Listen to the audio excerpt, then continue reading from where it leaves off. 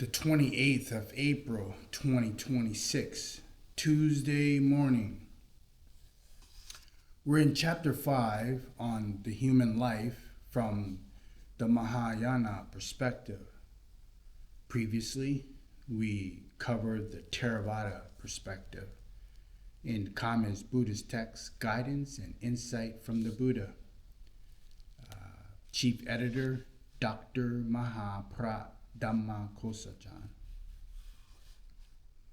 Mahayana perspective on human life, chapter 5, on our universe. This passage gives a version of the universe of a vast array of world systems, in some of which dwell awakened Buddhas.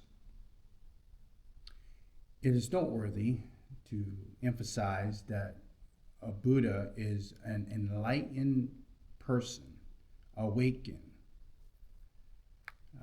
So it's a level or a stage of attainment.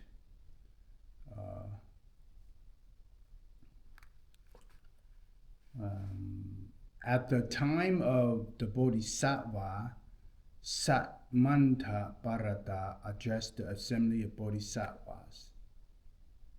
Now, a Bodhisattva is a person that is on the stage of attainment, a stage of enlightenment, but haven't fully awakened, a Arihanta.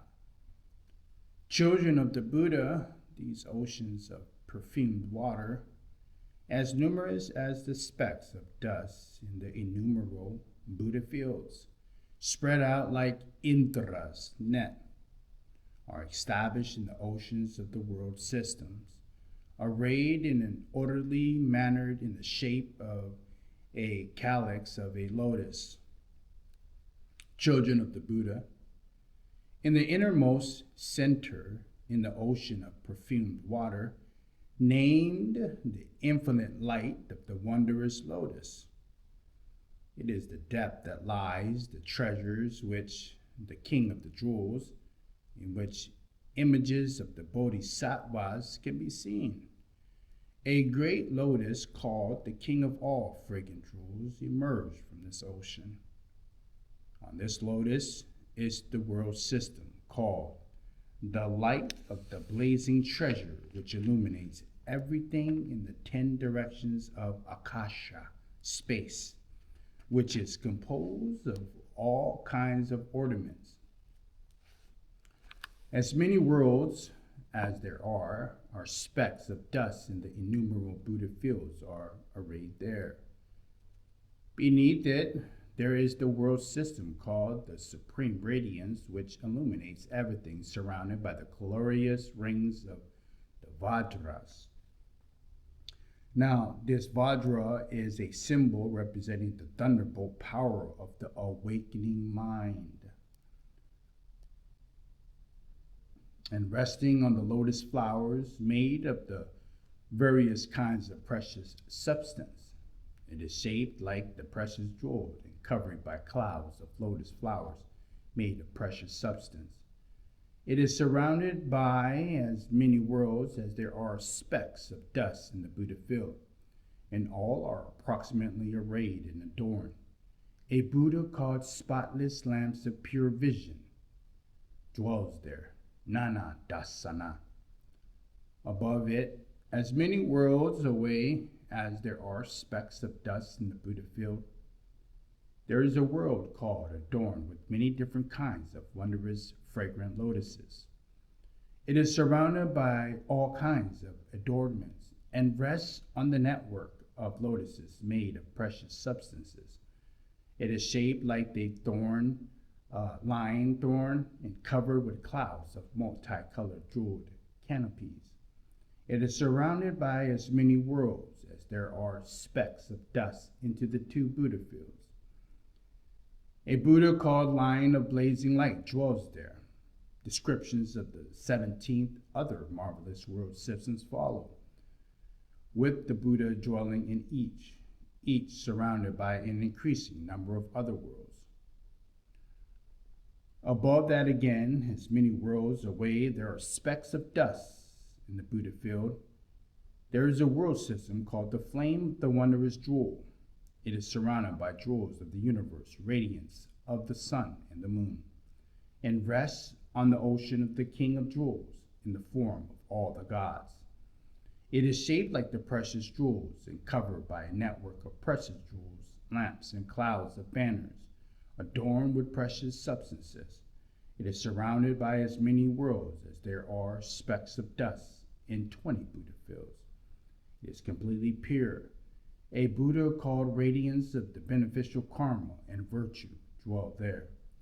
This can be cited in the Avatamsaka Sutra, Da So, Volume 10, Text 279. On the perspective of karma, death does not end the influence of action, karma.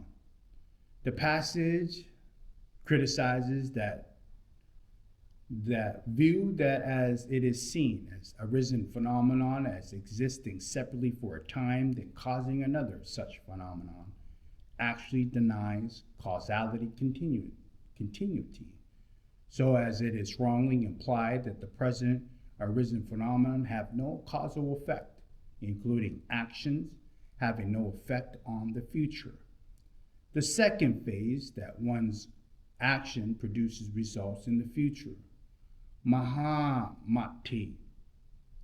There are some renunciants and Brahmins who believe that things arise after not having existed. They claim that an object is a manifestation of cause and effect, that it exists in time, that the categories of existence, the elements, and the sense bases arise and continue to exist on the basis of conditioning factors. They believe that having existed, they cease to exist. They say, Mahamati, the causal connections, the arising of actions, the breaking down of actions, the existence of actions, Nibbana, Nirvana, Nibbida, the path, Magga, and the fruits of actions, of Kama, the truth, Satcha, are all destroyed and come to an end. Why is this? It is because these things are not directly perceptible with sanya, and because their origin cannot be seen. Mahamati, a broken bowl vessel cannot function as a bowl or a vessel. A burnt seed cannot sprout. In the same way, Mahamati, if the categories of existence, the elements and the sense bases appear to exist, to cease, to be made to cease, and to be destined to cease, one is only seeing the conceptualization of one's own mind. There is no causation, only the uninterrupted flow of conceptualization. This can be cited in the Lakkavatara Sutra, Chapter 2, translated from Sanskrit.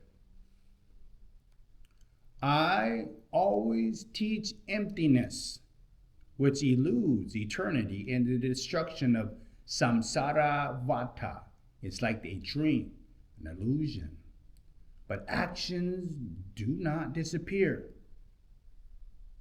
Cited from the Lankavatara Sutra, Chapter 2, verse 135, translated from Sanskrit. The flexible workings on karma. This passage explains that gifts to those who are more spiritually developed, to one's parents, or to the sick bring greater benefits as a karmic effect than gifts to others. Moreover, a person can reduce the karmic results of unwholesome action by discerning wisdom.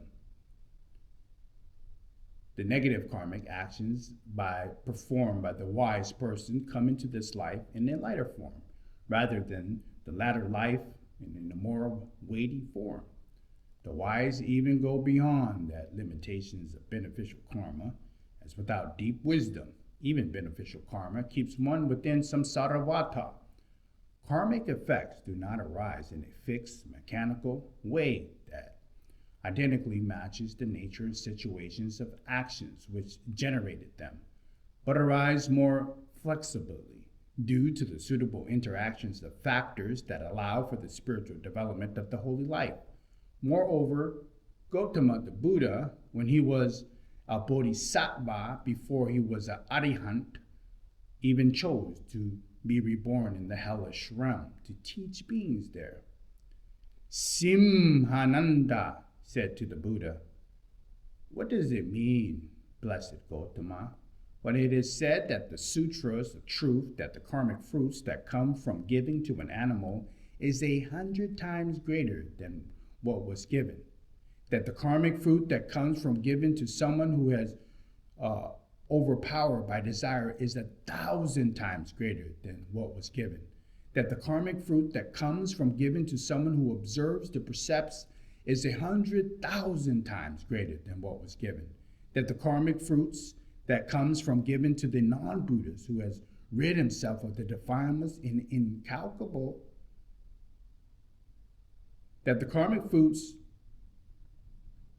that come from giving to the 4 kinds of individuals who practice the path or who have attained the fruit of arihatship up to the solitary Buddha is even more abundantly incalculable. That the karmic fruit that comes from giving to the irreversible arihants, to the arihats, it is their final existence, or to the Tathagata, the Buddha, is beyond measure, without limit, incalculable, and inconceivable. When does someone who acquires such measureless, endless karmic benefit attain unsurpassed, perfect awakening?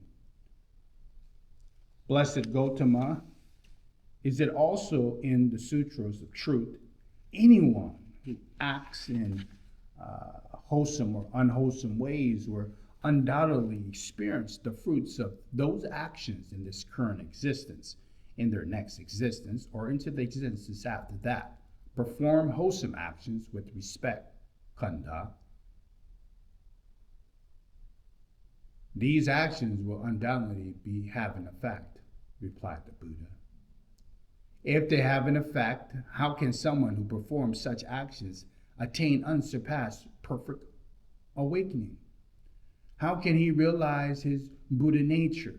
Moreover, blessed Gautama, it is said that the sutras of truth, that the karmic fruits of giving to the sick, to one parents, or to the Tathagata, is inexhaustible. Again, blessed one, it is stated in the sutras of truth that Gautama Buddha said to Ananta that any being who did not act within the realm of central desire will attain unsurpassed perfect awakening. The same applies to the action performed in the realm of the formless realms. Blessed one Gautama, as it was said here in the verse of the Dhammapada, verse 128, not in the sky, nor in the ocean, nor in the mountain cave. There is nowhere one can escape from the effects of one's actions, karma. If this is so, how could anyone realize the Buddha nature and again unsurpassed, perfectly awaken to an arihanta? Gautama Buddha said, "Excellent, excellent, son of a good family. There are only 2 kinds of people who acquire the benefits of wholesome actions. Benefits which are immeasurable. Benefits which can set in motion the unsurpassed will of Dharma of the Tathagata. That first such person is one who asks good questions. The second is one who gives good answers. Son of a good family, among the Buddha's 10 powers, the power of karma is the most profound. Son of a good family. Some living beings who do not think clearly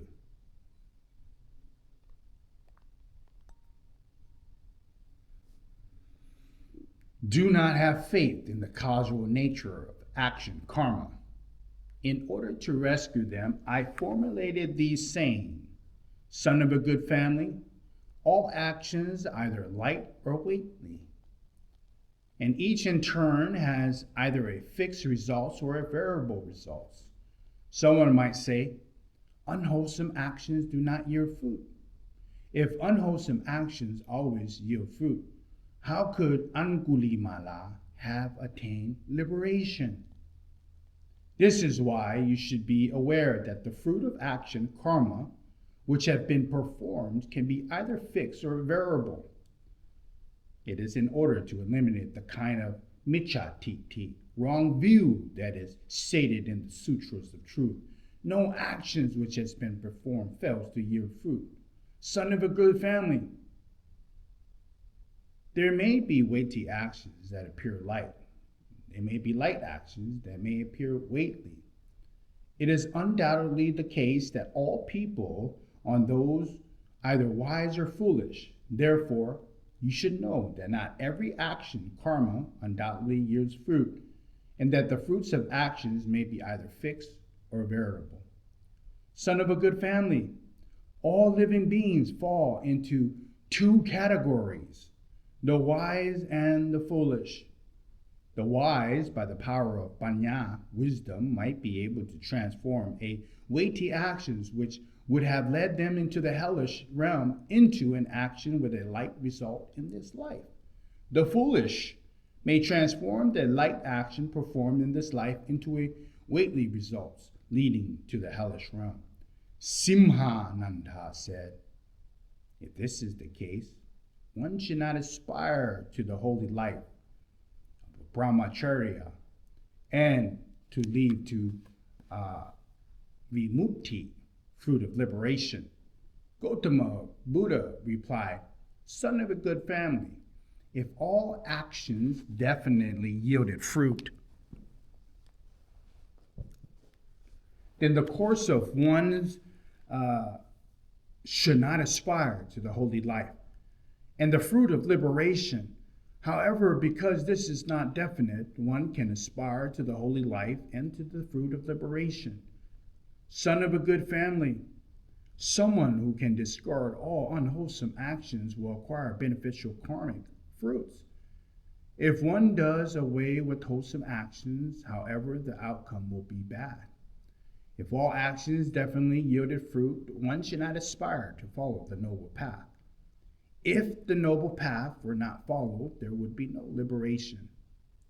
The noble ones follow the path because they intend to turn actions with fixed results into those which results in light karmic fruit.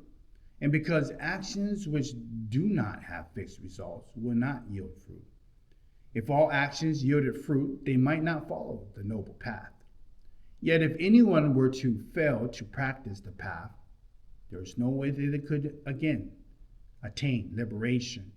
And someone who has not attained liberation can neither enter nibbana, nibbita, nirvana. Son of a good family,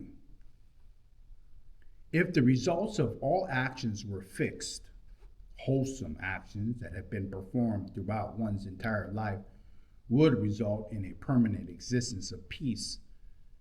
Every unwholesome action, too, no matter how small, that has been performed throughout one's entire life would lead to a great and ceaseless suffering. If that were the meaning of actions and its fruits, there would be no practice of the path, no liberation, no nibbita, no nirvana. If someone acted like a human being, one would end up as a human being. If one acted like a Brahmin, one would end up as a Brahmin. There would be no lower classes, no low people. Common people would always remain common people. Brahmins would remain Brahmins, forever Brahmins. Actions performed at a younger age might only bear fruit at an early age. Actions performed in old age might only have their effects in old age.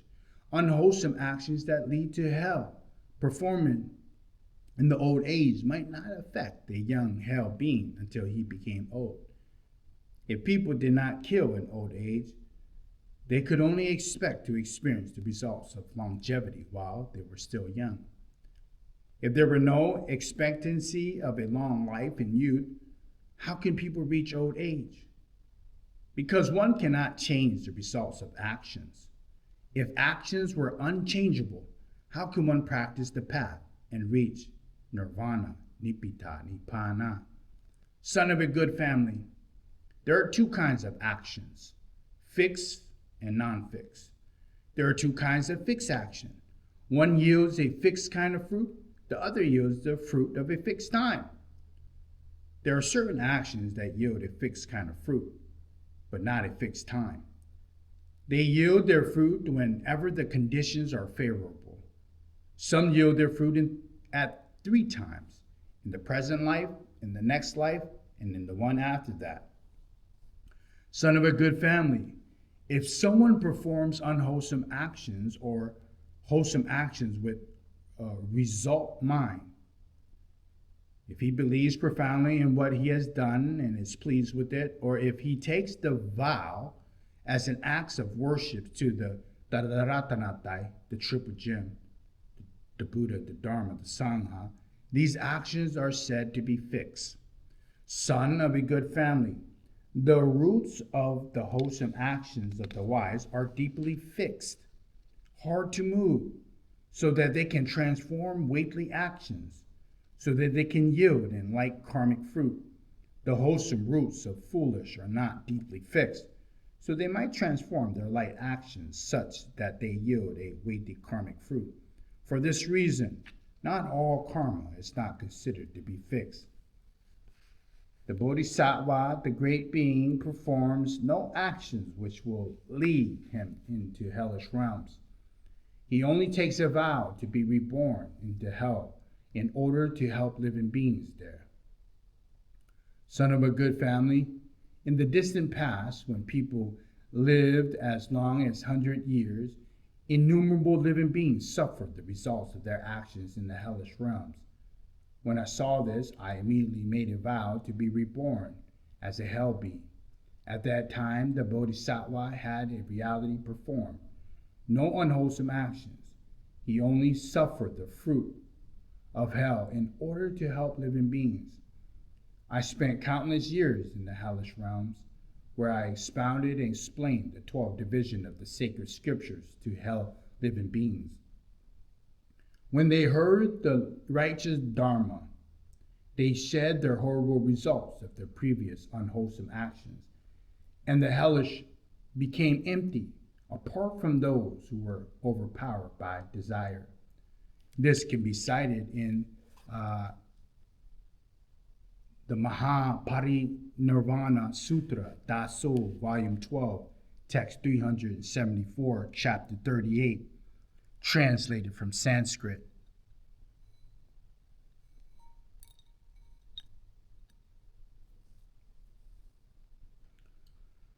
How to reduce bad karmic results. This passage offers hopes of change. It can be cited from the Upasaka Sila Sutra, Daso, Volume 24, Text 1488, Chapter 24.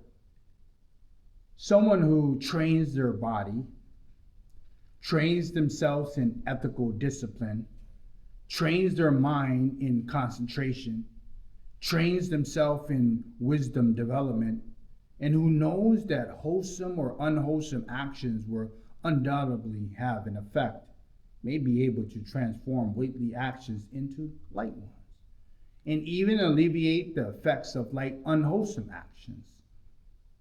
If they are fortunate enough to meet a spiritual friend, a field of karmic fruitlessness who practices the path and who performs wholesome deeds, they might be able to transfer the effects of weighty actions, effects that would ordinarily be experienced in one's next life, such that they are experienced in their present life. Previous human birth. The rarity of human rebirth and the meeting with the teaching of the Buddha. Bhikkhu monks. It is difficult to encounter a Buddha in this world. It is difficult to be born as a human being. It is like searching through sand for gold or searching for the umbara flower. Bhikkhu monks, now that you have all attained a human form and avoided the 8 kinds of unfavorable circumstances, now that you have seen me, do not let your lives pass by in vain. This can be cited in the Mahaparinibbana Sutra, Daso, Volume 12, Text 374, Chapter 3.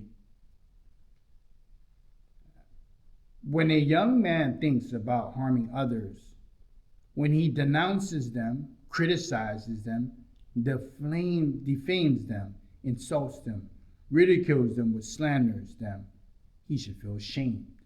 He should immediately make a public apology with no ill will, bearing the following in mind: I have attained a human body, something which is difficult to obtain. How can I cultivate such evil and waste this wonderful opportunity? This can be cited in the Mahabrajana Parimitra Sutra, Daso, Volume 6, Text 220, page 731. Supportive spiritual circumstances such as these, in which people can live their goals, are very difficult to obtain. If one does not reflect on the benefits they bring, who knows when we'll encounter them again. Cited in the Bocchi Charivatara, Volume 1, translated from Sanskrit. Now we're going to leave off there on Chapter 5 from the Mahayana perspective, and we will pick up on impermanence. Anicca, in Pali language, is called anicca, impermanence. Common Buddhist text, guidance and insight from the Buddha. Chief Editor, Pra Maha Dr. Dhamma Kosajan.